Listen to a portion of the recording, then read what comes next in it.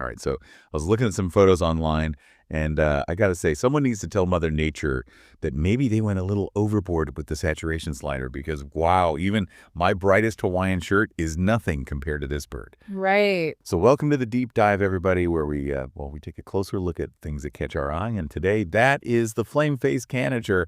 And I'm Hari. Hi, everyone. I'm Kimi. And Kimi is here to help us unpack why this little guy is the Wikipedia picture of the day.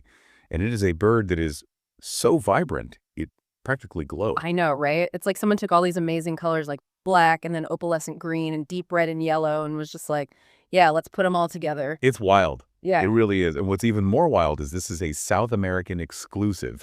You can only find it in the Eastern Andes, which basically means if you want to see this bird, you're going to have to go to Colombia, Ecuador, Peru, or Venezuela. Yep, that's right. So even if we book a plane ticket and pack some good binoculars, where should we even start looking for this little guy in that huge area? Well, first of all, I think you got to forget about the wide open savannas that you might picture when you think of South America, because the flame-faced tanager likes a much more, mystical setting. Okay. So picture this as a subtropical or tropical moist montane forest that's clinging to the slopes of the Andes, and it's just covered in mist, and there's these towering trees covered in moss and ferns, and it's super humid, and that's where you'll find this dazzling bird just flitting through the undergrowth. Okay. I am so there. Yeah. It sounds amazing.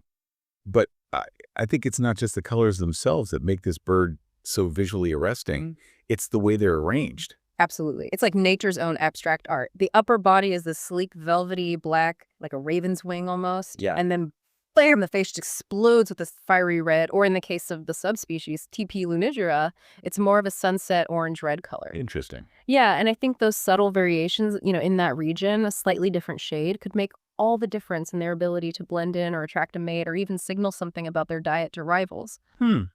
That's fascinating. Yeah. It really goes to show the power of evolution. Absolutely. So this photo that we're looking at today was taken at Parque Verde y Agua in Colombia, which I believe translates to green and water park. That's right. Sounds lovely.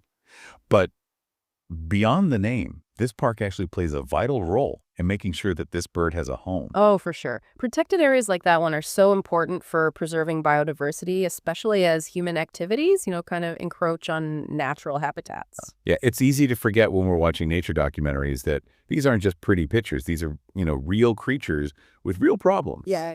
So how does this little guy actually make a living in these forests? Well, they're resourceful little foodies. Okay. They're omnivores, which means they eat both fruit and bugs, which is a pretty good strategy, if you ask me.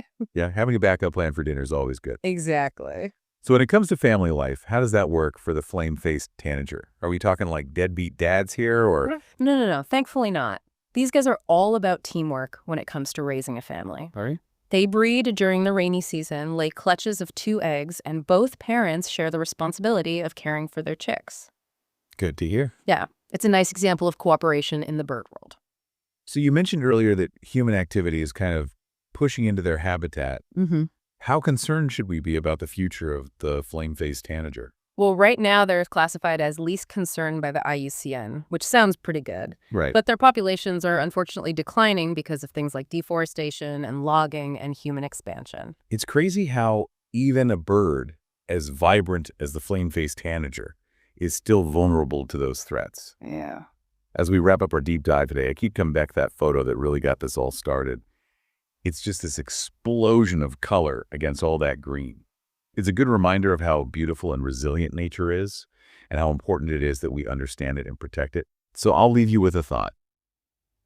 How do you think that the flame-faced tanager's coloration contributes to its survival in the rainforest? Thanks for joining us. Until next time, stay curious. Bye.